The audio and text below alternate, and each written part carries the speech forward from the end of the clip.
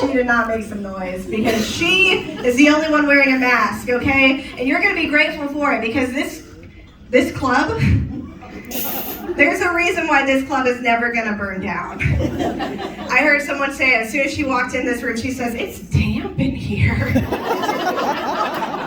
10 years from now, you're gonna hear a commercial. If you ever attended a show at the Jukebox Comedy Club, you are experiencing mesothelioma. You will not be entitled to compensation. Dan has no money for you. Yeah, I had COVID. I heard someone in the audience had COVID. You can just ask my boyfriend, you know. I was walking around the house for a whole month acting like my shit don't stink. Lost my sense of smell. It ravaged my body entirely. I could waft it in my face and nothing. I hope the next time, right, that we go into lockdown, because it's coming, right? Maybe. I hope we're a little less panicky, you know? I hope that we don't start wiping down our mail again. You guys remember that? We were all wiping down our FedEx packages, afraid of the surface contact. Like, I got stopped in the middle of a Kroger's during the height of the pandemic because I brought in my reusable bags. Yeah, she pointed in my cart. She says, Excuse me? She says, "Ma'am," sorry. She says, "You cannot bring those in here." Like I had a bomb. I was so confused because I thought I was saving the planet, right? Like I thought with my reusable bags, I was doing my part. She says, "Ma'am, we do not know how people are living." She said just last weekend they found a bed bug in somebody's reusable bag. But is that a COVID issue? No, that is a Pekin issue. And if she's not used to seeing bed bugs crawling around sacks at this point, she's got to transfer Kroger locations. I don't know what to tell you. That is not changing. That is generational depression. It's going nowhere. I can say this because I live in Pekin, okay? It's fine. I'm not appropriating their culture, okay? Half of them are next door, you know? I'm joining them after the show.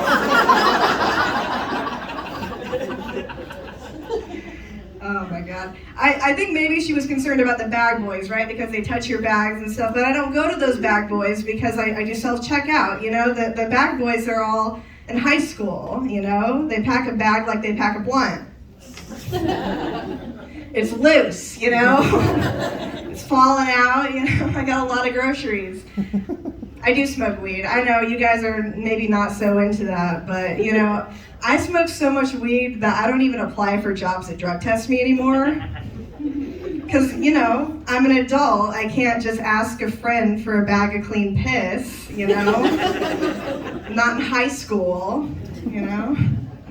I'm an adult. I don't have clean friends. Because you know what I'm talking about. Look at you. Oh my God, the bleached edges, girl.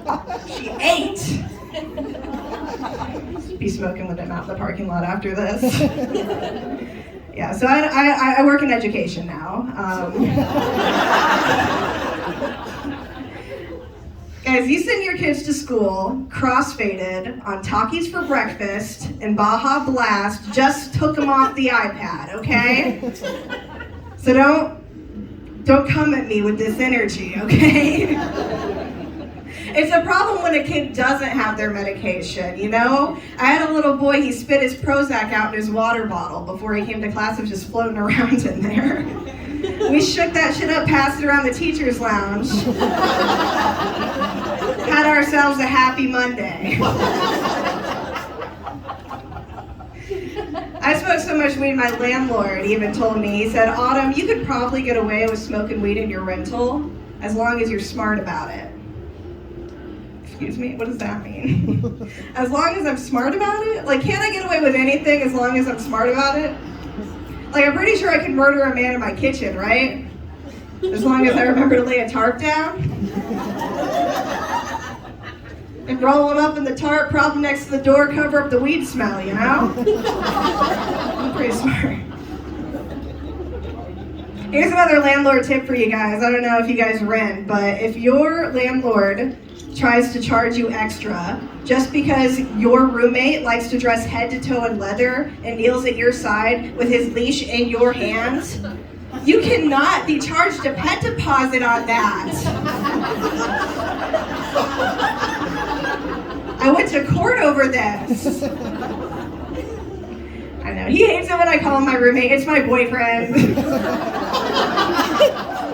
And I love him to death, oh my God. He's the most sweetest guy in the world. He wears lavender scented Old Spice just in case I need to borrow it, you know? Like, he's just a tender fella, and I love him to death, but he is a man, right? And so he says stupid things from time to time, but he's real handy. He was teaching me how to change my tire, you know? He's one of those guys. And as I was, positioning the jack underneath the car, he says, babe, just move it just a cunt hair to the left. Said a cunt hair? And immediately, he got very embarrassed. He was like, oh my God, babe, I've been hanging around electricians all day. He said he picked up some bad habits. Like, yeah, I should say so. You're measuring units in cunt hairs? Like, baby, this is America. We do not use the metric system here. This is America. We use freedom units. Those are ball hairs. A drop trow. Turns red for a completely different reason. Oh my God, you guys. What I was talking about, cunt hair. Speaking of cunt hair, I was at the OBGYN the other day. Yeah. Getting myself checked out. And it's really awkward, going there. You gotta go once a year. And my OBGYN, she's got like pictures of babies all over the lobby of the Women's Center. They're in pupusas, they're in like little ladybug costumes. I'm here to see if I have an STD from a toilet seat. I'm not here for family planning. And so I get into the exam rooms, right? And they all have themes. Like there's a kitten-themed exam room, and there's a puppy-themed exam room. Like all these soft, infantile exam rooms. Like when you go for your prostate exam, right? Like one time when you're 40. You're probably 40 by now. You dress real young, but come on. When you go for your prostate exam, do they put you in a room with like dino and shark theme wallpapers and like, oh boy, Lightning McQueen? Do they do that with you guys? No, just us, okay. With all those soft room themes, why did they put my badass in the chili pepper room?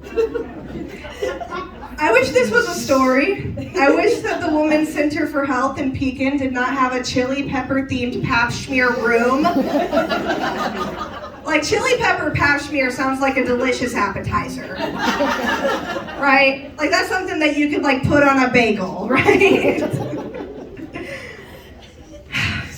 It wasn't what I ordered.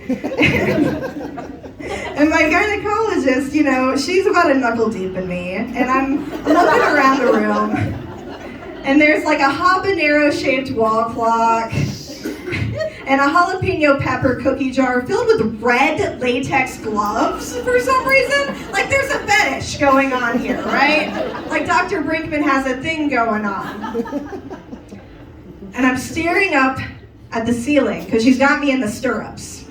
And I see a poster of the 50 hottest chili peppers in Latin America. And my blood pressure is skyrocketing. And she takes this moment to ask me about my mental health. Like, lady, can you see my brain from in there? But she's probing, so I might as well let her know about my childhood. Not to say that I had it particularly bad, but it would have been nice to have a dad growing up because they teach you stuff, like never point a gun at something you don't intend to kill, right? With my mom, it was more like never invite a friend over you don't intend to give head lice.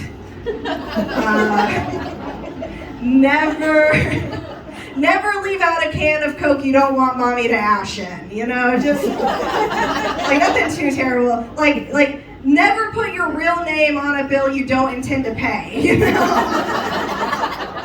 I would have been a latchkey kid had my mother remembered to give me a key, you know?